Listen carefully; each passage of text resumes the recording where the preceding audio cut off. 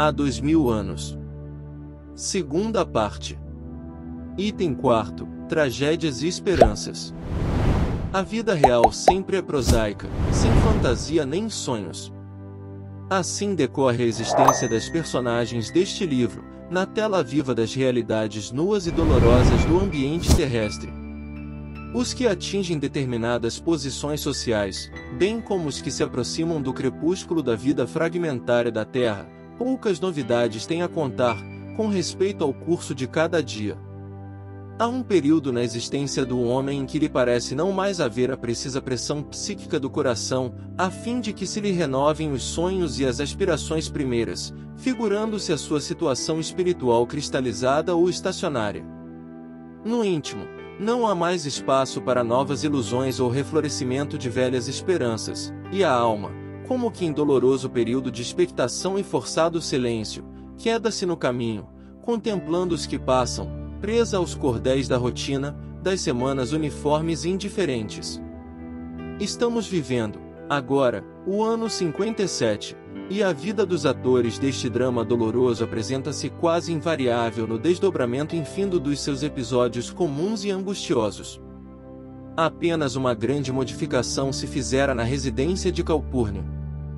Plínio Severus, nas suas radiosas expressões de vitalidade física, já havia recebido as maiores distinções por parte das organizações militares que garantiam a estabilidade do império. Longas e periódicas permanências nas Gárias e na Espanha lhe haviam angariado honorosíssimas condecorações, mas, no seu íntimo, a vaidade e o orgulho haviam proliferado intensamente, não obstante a generosidade do seu coração. Os primeiros ciúmes ásperos da esposa fizeram-se acompanhar de consequências nefastas e dolorosas. Aos criminosos propósitos de Saul juntaram-se as pérfidas confidências das amigas mentirosas, e Flávia Lentulha, longe de gozar a aventura conjugal a que tinha direito pelos seus elevados dotes de coração, descera, sem sentir, dados os seus ciúmes desmesurados, aos tenebrosos abismos do sofrimento e da provação. Para um homem da condição de Plínio, era muito fácil a substituição do ambiente doméstico pelas festividades ruidosas do circo, na companhia de mulheres alegres, que não faltavam em todos os lugares da metrópole do pecado. Em breve, o carinho da esposa foi substituído pelo falso amor de numerosas amantes.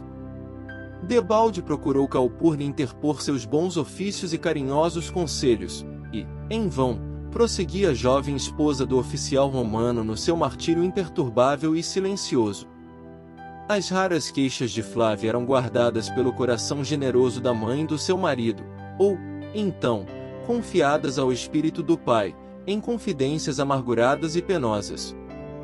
Públio Lentulus, compreendendo a importância da cooperação feminina na regeneração dos costumes e no reerguimento do lar e da família, incitava a filha ao máximo de resignação e tolerância, fazendo-lhe sentir que a esposa de um homem é a honra do seu nome e o alimento da sua vida e que, enquanto o marido se perverte no torvelinho das paixões desenfreadas, escarnecendo de todos os bens da vida, basta, às vezes, uma lágrima da mulher para que a paz conjugal volte a brilhar no céu sem nuvens do afeto puro e recíproco. Para o espírito de Flávia, a palavra paterna tinha foros de realidade insofismável, e ela buscava amparar-se nas suas promessas e nos seus conselhos, julgados preciosos, esperando que o esposo voltasse, um dia, ao seu amor, entre as bênçãos do caminho. Enquanto isso, Plínio Severus dissipava no jogo e nas folganças uma verdadeira fortuna.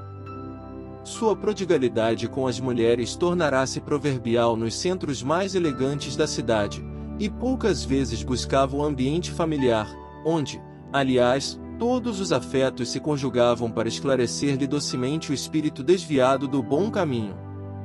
A morte do velho pretor Salvio Lentulus, antes do ano 50, obrigara a família de Públio e os remanescentes de Flamínio aos protocolos sociais junto de Fúvia e da filha, por ocasião das homenagens prestadas às cinzas do morto que, envolto no mistério da sua passividade resignada e incompreensível, havia passado pelo mundo. Bastou esse ensejo para que Aurélia retomasse a oportunidade perdida. Um olhar, um encontro, uma palavra, e o filho mais moço de Flamínio, enamorado das belezas pecaminosas, restabeleceu o laço afetivo que um amor santificado e puro havia destruído anteriormente. Em breve, ambos eram vistos com olhares significativos pelos teatros, pelos circos ou pelas grandes reuniões esportivas da época. De todas essas dores, fizera Flávia Lentulha o seu calvário de agonias silenciosas, dentro do lar que a sua fidelidade dignificava. Nas suas meditações silenciosas, muitas vezes deplorou os antigos desabafos de ciúme injustificável, que constituíram a primeira porta para que o marido se desviasse dos sagrados deveres em família, mas, no seu orgulho de Patrícia, ponderava que era muito tarde para qualquer arrependimento dela, considerando, intimamente, que o único recurso era guardar a volta do esposo ao seu coração fiel e dedicado, com o máximo de humildade e paciência. Nos seus instantes de contristação, escrevia páginas amarguradas e luminosas, pelos elevados conceitos que traduziam, ora implorando a piedade dos deuses, em súplicas fervorosas, ora estereotipando as íntimas angústias em versos comovedores, lidos tão somente pelos olhos de seu genitor que, a chorar de emoção, considerava, muitas vezes, se a desventura conjugal da pobre filha não era igualmente uma herança singular e dolorosa. Por volta do ano 53, desaparecia em trágicas circunstâncias, nos escuros braços da morte, uma das figuras mais fortes desta história. Referimos-nos a Fúvia que, 2 anos após o falecimento do companheiro, acusava as mais sérias perturbações mentais, além de inquietantes fenômenos orgânicos, provenientes de passados desvarios. Feridas cancerosas devoravam-lhe os centros vitais, e por 2 anos a fio, o corpo emagrecido era forçado às mais penosas e incômodas posições de repouso, enquanto os olhos inquietos e arregalados dançavam nas órbitas, como se nas suas alucinações fosse compelida a vidência dos quadros mais sinistros e tenebrosos. Nessas ocasiões, não encontrava a dedicação da filha, que não soubera educar, sempre atarefada nos seus constantes compromissos de festas, encontros e representações sociais numerosas. Mas a misericórdia divina, que não abandona os seres mais desditosos, dera-lhe um filho carinhoso e compassivo para as dores expiatórias. Emiliano Lúcius, o marido de Aurélia, era desses homens dignos e valorosos, raros na paciência e nas mais elevadas virtudes domésticas. Noites e noites sucessivas, velava pela velhinha infeliz, que as dores físicas castigavam impiedosamente com o azorrague de suplícios atrozes. Nos seus últimos dias, vamos ouvir-lhe as palavras desconexas e dolorosas. Noite alta, quando as próprias escravas descansavam, subjugadas pela fadiga e pelo sono, parecia que seus ouvidos de louca se aguçavam, espantosamente, para ouvir os ruídos do invisível, dirigindo impropérios às suas antigas vítimas, que voltavam das mais baixas esferas espirituais para rodear-lhe o leito de sofrimento e morte. Olhos desmesuradamente abertos, como se fixassem visões fatídicas e horrorosas, exclamava a pobre velhinha, abraçando-se ao genro, no auge das suas frequentes crises de medo e desesperação inconsciente. Emiliano, exclamava em atitudes de pavor supremo: "Este quarto está cheio de seres tenebrosos. Não percebes? Ouve bem. Ouço-lhes os impropérios rijos e as sinistras gargalhadas. Conheceste Sulpício Tarquinius, o grande lictor de Pilatos? Ei-lo que chega com os seus legionários mascarados de treva. Falam-me da morte, falam-me da morte. Socorre-me, filho meu. Sulpício Tarquinius tem um corpo de dragão que me apavora." Crises de soluço e lágrimas sucediam-se a essas observações angustiosas. "Acalma-te, mãe!" exclamava o militar, consternado até as lágrimas. "Tenhamos confiança na bondade infinita dos deuses." "Ah! Os deuses!" gritava agora infeliz, em histéricas gargalhadas. "Os deuses, onde estariam os deuses desta casa infame? Emiliano, Emiliano, nós é que criamos os deuses para justificar os desvarios de nossa vida. O Olimpo de Júpiter é uma mentira necessária ao Estado. Somos uma caveira enfeitada na terra com um punhado de pó. O único lugar que deve existir, de fato, é o inferno, onde se conservam os demônios com os seus tridentes no braseiro. Ei-los que chegam em falanges escuras. E, apegando-se fortemente ao peito do oficial, gritava disparatadamente, como se buscasse ocultar o rosto de sombras ameaçadoras. Nunca me levareis, malditos! Para trás, canalhas! Tenho um filho que me defende de vossas investidas tenebrosas. Emiliano Lúcius acariciava bondosamente os cabelos brancos da desventurada senhora, incitando-a a implorar a misericórdia dos deuses, de modo a balsamizarem-se-lhe os rudes padecimentos. De outras vezes, Fúlvia Prócula, como se tivesse a consciência despertada por um raio divino, dizia, mais calma, ao filho que o destino lhe havia dado: Emiliano, estou aproximando-me da morte e preciso confessar-te as minhas faltas e grandes deslizes. Perdoa-me, filho, se tamanhos trabalhos te hei proporcionado. Minha existência misérrima foi uma longa esteira de crimes, cujas manchas horrorosas não poderão ser lavadas pelas próprias lágrimas da enfermidade que ora me conduz aos impenetráveis segredos da outra vida. Nunca, porém, consegui ponderar as amarguras terríveis que me esperavam. Hoje, nas pesadas sombras d'alma, sinto que minha consciência se tisna do carvão apagado do fogo das paixões nefastas que me devoraram o penoso destino. Fui esposa desleal, impiedosa, e mãe desnaturada. Quem se apiedará de mim, se houver uma claridade espiritual após as cinzas do túmulo? Deste leito de loucura e agonia desesperada, vejo o desfile incessante de fantasmas hediondos, que parecem esperar-me no pórtico do sepulcro. Todos profligam meus crimes passados e mostram-se jubilosos com os padecimentos que me arrastam à sepultura. Sem uma crença sincera, sinto-me entregue a esses dragões do imponderável, que me fazem evocar o passado criminoso e sombrio. Uma torrente de lágrimas de compunção e arrependimento seguia-se a esses instantes vertiginosos, de raciocínio e lucidez. Emiliano Lúcius afagava-lhe, com carinho, a face rugosa, imergindo-se ele mesmo em cismas dolorosas. Aquele quadro lancinante era bem o fim tempestuoso de uma existência de deslizes clamorosos. Sim, ele tudo compreendia agora. A rebeldia da esposa, a sua incompreensão, os atritos domésticos, aquela sede insaciável de festas ruidosas em companhia de afetos que não eram os dele, deviam ser os frutos amargos de educação viciada e deficiente. Mas, seu coração estava cheio de generosidade sem limites. Espírito valoroso, compreendia a situação, e quem compreende perdoa sempre. Uma noite em que a doente manifestava crises acentuadas e profundas, o bondoso oficial ordenou que as servas se recolhessem. A pobre louca falava sempre, como se fora tocada de energia inesgotável e incompreensível. Copioso suor inundava-lhe a fronte, tomada de febre alta e constante. Emiliano, gritava ela desesperadamente, onde está Aurélia, que não busca velar a minha cabeceira nas vésperas da morte? Como as falsas amizades de minha vida, terá ela também horror do meu corpo? Aurélia, explicou generosamente o oficial, precisava desobrigar-se hoje de um compromisso com as amigas, na organização de alguns serviços sociais. Ah! Exclamou a demente, em sinistras gargalhadas, os serviços sociais, os serviços sociais. Como pudeste crer nisso, filho meu?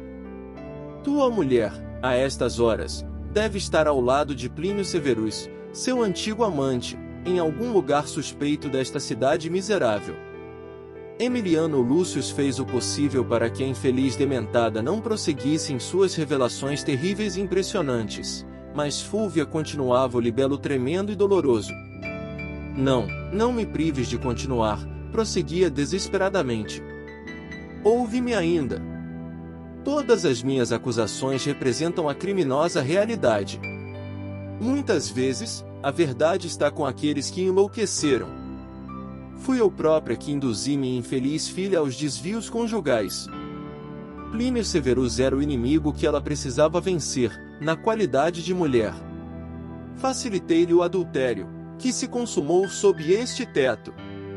Certifica-te, filho meu, da enormidade das minhas faltas. Horroriza-te, mas perdoa. E vigia tua mulher para que não continue a trair-te com as suas perfídias torpes, e não venha um dia a apodrecer, lamentavelmente, como eu, num leito de sedas perfumadas. O generoso militar acompanhava, boquiaberto e aflito, aquelas revelações assombrosas. Então a esposa, além de não o compreender no seu idealismo, ainda o traia vergonhosamente, no próprio ambiente sacrossanto do lar? Emoções dolorosas represavam-se-lhe no coração, mas, possivelmente, todas aquelas palavras não passavam de simples delírio febril, na demência incurável. Uma dúvida horrível e impiedosa aninhara-se-lhe no coração angustiado. Algumas lágrimas umedeceram-lhe os grandes olhos tristes, enquanto a enferma dava uma trégua às penosas revelações. Daí a minutos, porém, com voz estentórica, continuava. E Aurélia? Que é feito de Aurélia que não vem? Por onde andará minha pobre filha criminosa e infiel? Amanhã, meu filho, hei de confiar-te os infames segredos da nossa existência desventurada. Alguém, todavia, penetrara no aposento contigo, cautelosa e silenciosamente. Era Aurélia, que voltava de uma festividade ruidosa, onde o vinho e os prazeres haviam jorrado em abundância. Depois de atravessar a porta próxima, ainda ouviu as últimas palavras da mãe, no auge da febre e da desesperação doentia.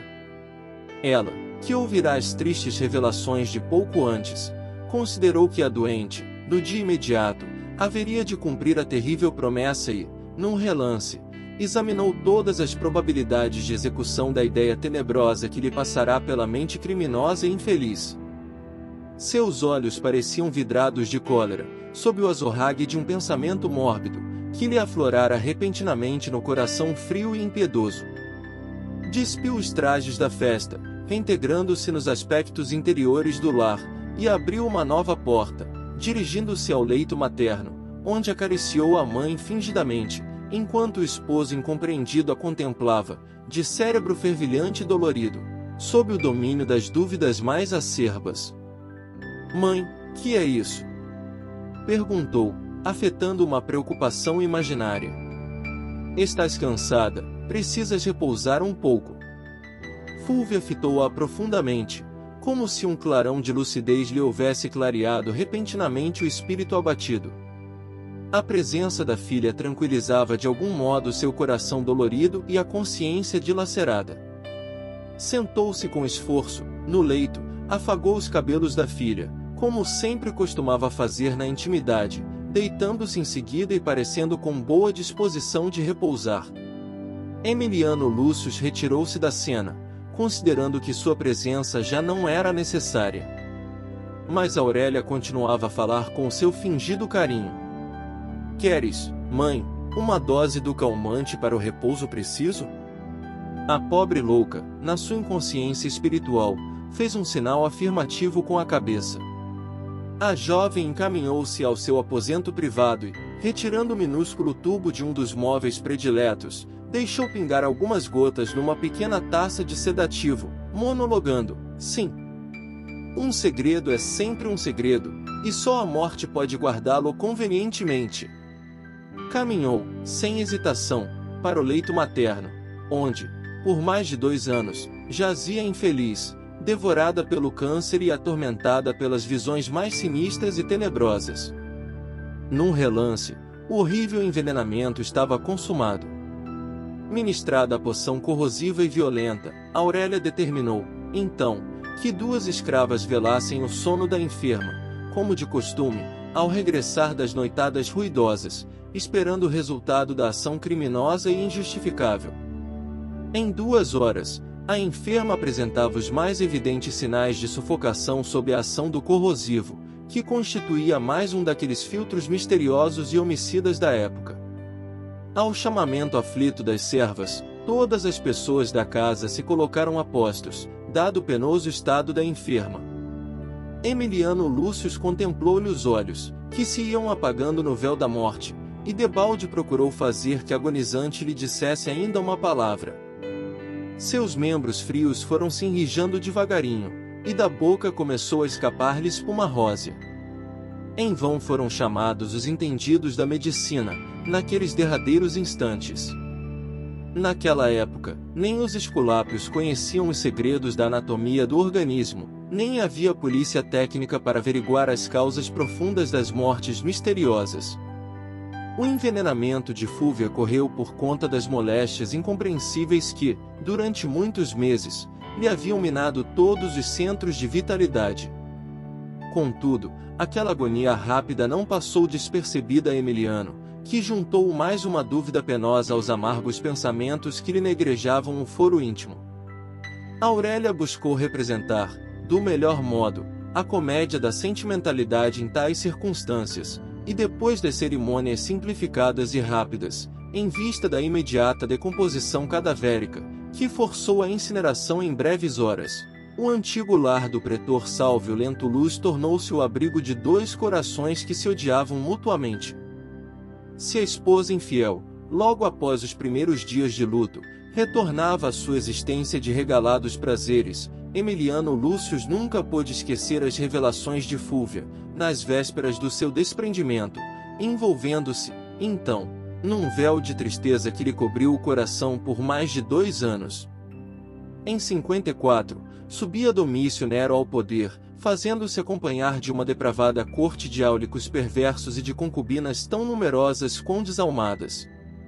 Muito tarde, reconheceu Agripina a inconveniência de sua atitude maternal, obrigando o imperador Cláudio a anuir ao casamento de sua filha Otávia com aquele que, mais tarde, iria eliminar-lhe a própria vida com os maiores requintes de perversidade.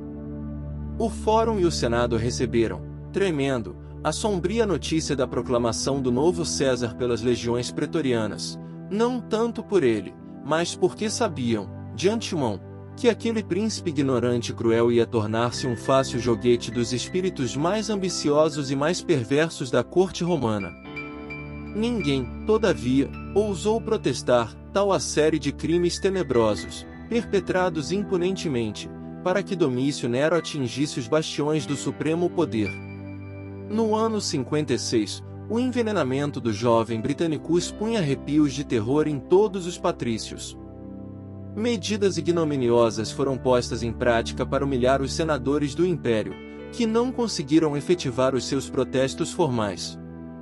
Todas as famílias mais importantes da cidade conheciam que, diante de si, tinham os filtros venenosos de uma locusta, a tirania e a perversidade de um Tigellinus, ou o punhal de um Aniceto. A morte inesperada de Britannicus, porém, provocara certo descontentamento, dando aso a que se manifestassem alguns espíritos mais valorosos. Entre esses, encontrava-se Emiliano Lúcius, que se viu logo em sérias perspectivas de banimento, tornando-se vigiado pelos inúmeros esbirros do imperador. O generoso oficial buscou recolher-se o mais que lhe era possível, evitando a possibilidade de conflitos. Recrudesceram as suas angústias íntimas e as suas meditações tornaram-se mais profundas e dolorosas. E, assim, certa vez, às primeiras horas de uma noite tranquila, quando se recolhia ao lar, contrariamente aos seus hábitos mais antigos, notou que o aposento da esposa estava cheio de vozes animadas e alegres. Observou que Aurélia e Plínio se embriagavam no vinho de seus venenosos prazeres, e olhos traduzindo incoercível espanto, viu que esposo traía no próprio tálamo conjugal. Emiliano Lúcio sentiu que espinho mais agudo lhe penetrava o coração sensível e generoso, ao verificar, por si mesmo, aquela realidade cruel. Teve ímpetos de chamar o amante ao campo da honra para morrer ou eliminar-lhe a vida, mas considerou, simultaneamente, que Aurélia não merecia tal sacrifício.